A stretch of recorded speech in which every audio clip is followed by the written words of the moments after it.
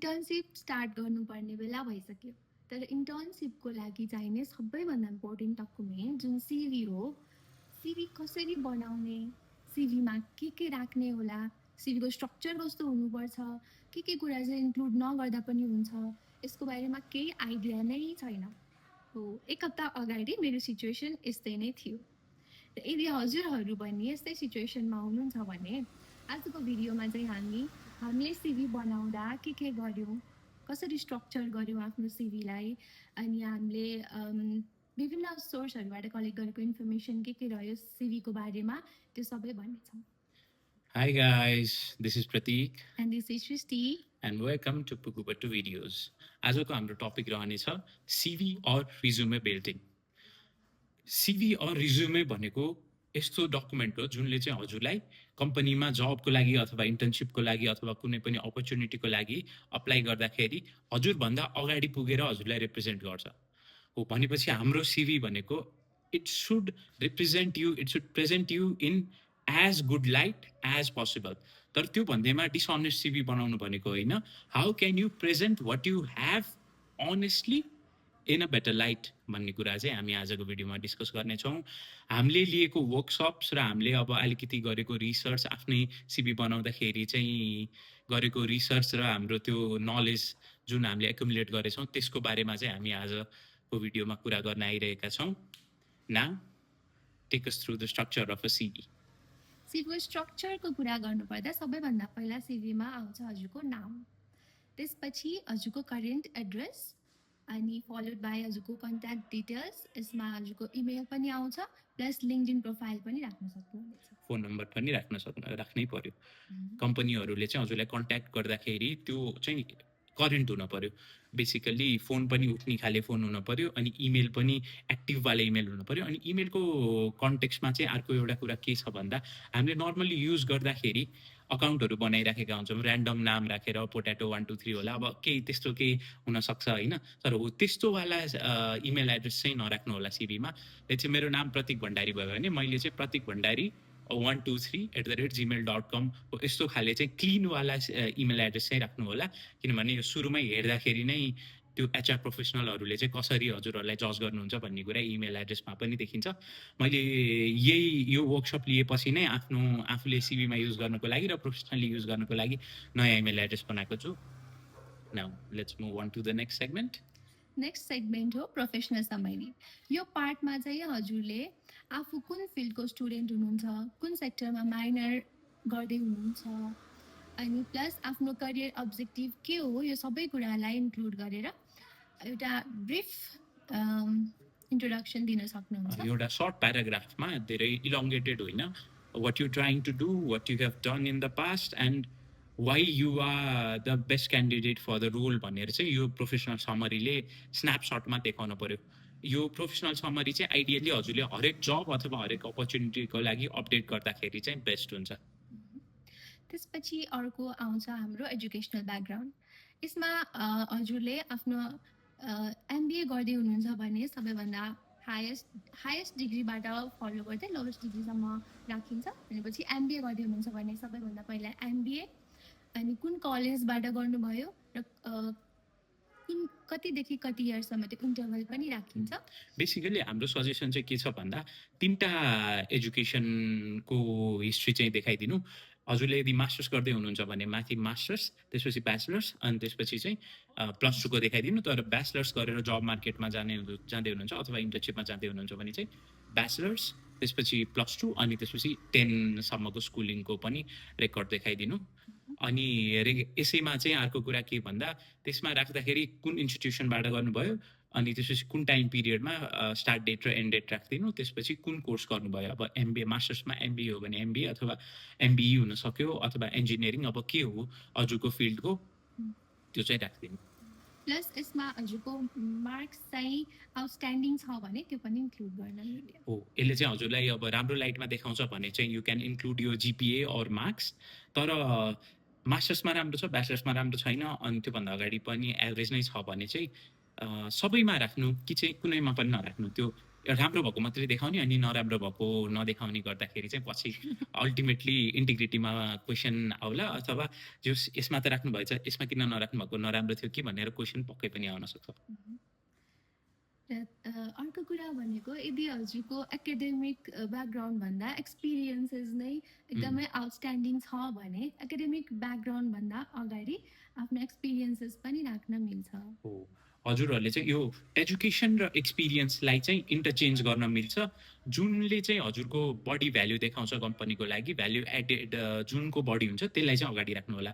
अब हजुरको चाहिँ एक्सपिरियन्स थोरै छ हजुर फ्रेसर हुनुहुन्छ र भर्खरै जब मार्केटमा इन्टर गर्दै हुनुहुन्छ भने त्यति साह्रै एक्सपिरियन्स हुँदैन त्यो कन्डिसनमा चाहिँ एजुकेसनले नै बढी वेट क्यारी गर्छ त्यही भएर एजुकेसनलाई अगाडि राख्नु। तर if you have work for significant number of years अथवा राम्रो एक्सपिरियन्स छ राम्रो प्रोजेक्टहरू गर्नुभएको छ भने चाहिँ त्यस्तो केसमा चाहिँ you can also put job experience or professional experience above education. अनि एजुकेसनकै पार्टमा चाहिँ you can mention the key academic projects that you have done during यो पिरियड लिस्ट नै गर्दाखेरि हुन्छ। यो चाहिँ जस्तै हाम्रो यहाँ मेरो सिभी हो यसमा चाहिँ मैले तल एमबिएको प्रोग्रामको ड्युरिङ र बिबिएको प्रोग्रामको ड्युरिङमा चाहिँ के की प्रोजेक्ट्सहरू गरेको थिएँ त्यसको लिस्टिङ गरेको छु।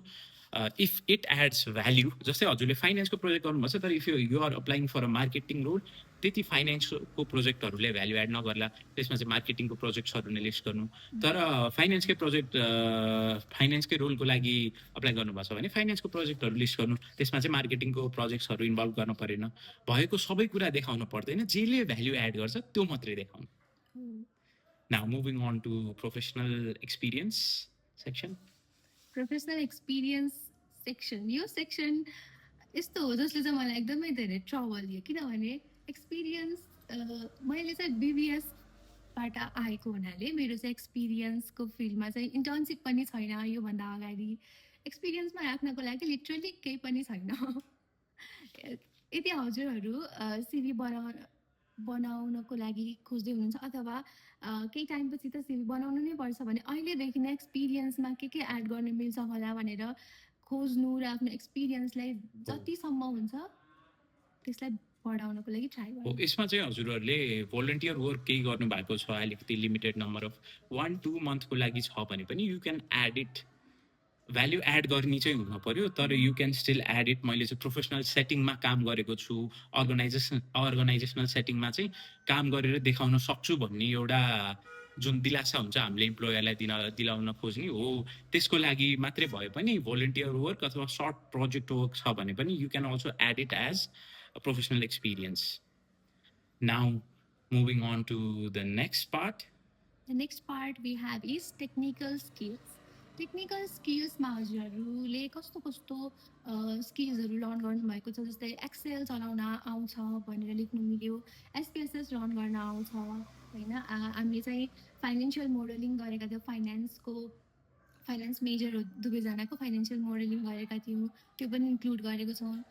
त्यसै गरेर मर्जर एन्ड कन्सिक्वेन्स एनालिसिस होइन लगायतको टेक्निकलिटिजसँग रिलेटेड कुराहरू जति पनि छ सबै यो फिल्डमा आउनुभयो।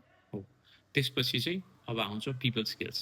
त्यसमा हजुरले कम्युनिकेसन राख्न सक्नुभयो प्रेजेन्टेसन गरिराख्नु भएको छ युआर फ्लुएन्ट इन प्रेजेन्टेसन भने त्यो राख्न सक्नुभयो एङ्करिङ पब्लिक स्पिकिङ गर्नुहुन्छ भने त्यो पनि राख्न सक्नुभयो if you have negotiated some deals त्यो पनि राख्न सक्नुभयो नेगोसिएसन स्किल भनेर। अरू त्यसमा अरू राख्न मिल्ने भनेको क्रिटिकल थिङ्किङ त्यस्तो कुराहरू चाहिँ जुन बेसिकली पिपल स्किल्स सफ्ट स्किल्सलाई चाहिँ यो लिस्ट अन्डर पिपल स्किल्स।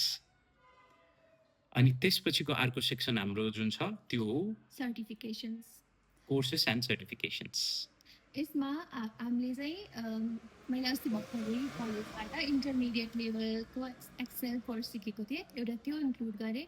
अरू भनेको हामीले गुगलमा टन्नै कोर्सेसहरू फ्री कोर्सेसहरू पाउन सकिन्छ। हजुरहरूले चाहिँ आफ्नो फिल्डको चाहिँ गुगलमा गएर खोज्नु भयो भने त्यहाँ सर्टिफिकेसन्सहरू हुन्छ हो you can take those certifications. अनि अलिकति चाहिँ पैसा तिर्ने हो भने you can get good certifications as well. आइआइएमको अनलाइन पनि छ अनि अरू कोर्सेरामा पनि कोर्सेसहरू छ हजुरको आफ्नै फिल्डको हामीलाई त अब MBA र म्यानेजमेन्ट र फाइनेन्स रिलेटेड मात्रै थाहा छ बेसिकली, तर हजुरहरूले आफ्नो कोर्स रिलेटेड पनि कोर्सेरामा लिन सक्नुहुन्छ, गुगलमा लिन सक्नुहुन्छ। मार्केटिङको हो भने गुगलले मार्केटिङ को पनि कोर्सहरू अफर गर्छ। अहिले त AI, generative AI is a big thing. AI को बारेमा पनि यु क्यान टेक कोर्सेस।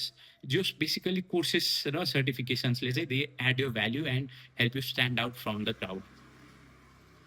अनि फाइनली अर्को section before references is additional information. यसमा कस्तो कस्तो इन्फर्मेसन राख्ने त? यसमा हजुरको म्यारिटल स्टेटस राख्न मिल्यो। जस्तै हाम्रो चाहिँ म्यारिड भनेर हुने भयो। अनि त्यसपछि लाइसेन्सेसहरू छ कि छैन, two wheeler, are you willing to relocate for the job. अनि त्यसपछि हबिजहरू, इन्ट्रेस्टहरू के छन्, त्यस्तो कुराहरू चाहिँ हजुरको एक्स्ट्रावाला कुराहरू त्यो चाहिँ एडिसनल इन्फर्मेसन सेक्सनमा राख्नु पर्यो। And now moving on to references. रेफरेन्सेसमा हजुरले आफ्नो पहिलाको जब कति गर्नुभएको थियो अथवा इन्टर्नसिप कति गर्नुभएको थियो भने एउटा रेफरेन्सेसमा आफ्नो पहिलाको इम्प्लोयर राख्न सक्नुहुन्छ, जसको चाहिँ हजुरसँग राम्रो रिलेसनसिप छ। त्यसपछि अर्को भनेको हजुरले फ्याकल्टिज, हजुरलाई पढाउनु भएको टिचर्स, फ्याकल्टिजहरू राख्न सक्नुहुन्छ, जसले चाहिँ हजुरलाई राम्रोसँग चिन्नुहुन्छ।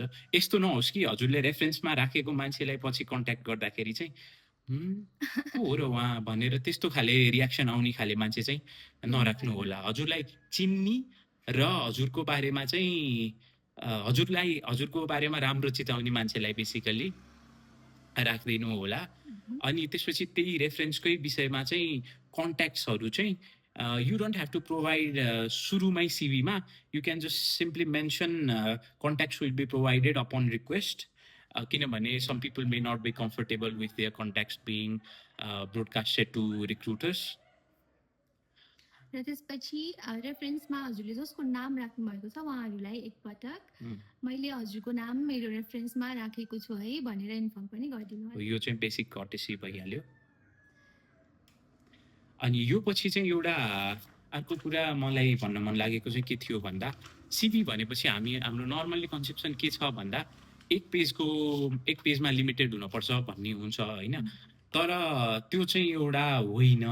हामीलाई वर्कसप लिनुभएको जुन म्याम थियो, उहाँ चाहिँ MNCको एउटा रेप्युटेड MNCको HR हुनुहुन्थ्यो। उहाँले चाहिँ के भन्नुभएको थियो, उहाँले आफ्नै सिभी देखाउनु भएको थियो अनि इट वाज 6 पेजेस लङ। हजुरको जति जति एजुकेसन बढ्दै जान्छ, सर्टिफिकेसन्स बढ्दै जान्छ, एक्सपिरियन्स बढ्दै जान्छ, you would have more things to list on you CV. अनि त्यो सबै कुरा चाहिँ 1 पेजमा अटाउँछ भन्ने हुँदैन। त्यही भएर don't hesitate to make you CVs 2 pages 3 pages long. Fresher हुनुहुन्छ भने चाहिँ किप इट टु 2 पेजेस। तर if you have already job experience, you have a lot of certifications, त्यो भने चाहिँ don't shy away from making your CVs multiple pages long. यति नै भन्दै हामी आजको भिडियोलाई चाहिँ कन्क्लुड गर्न चाहन्छौँ।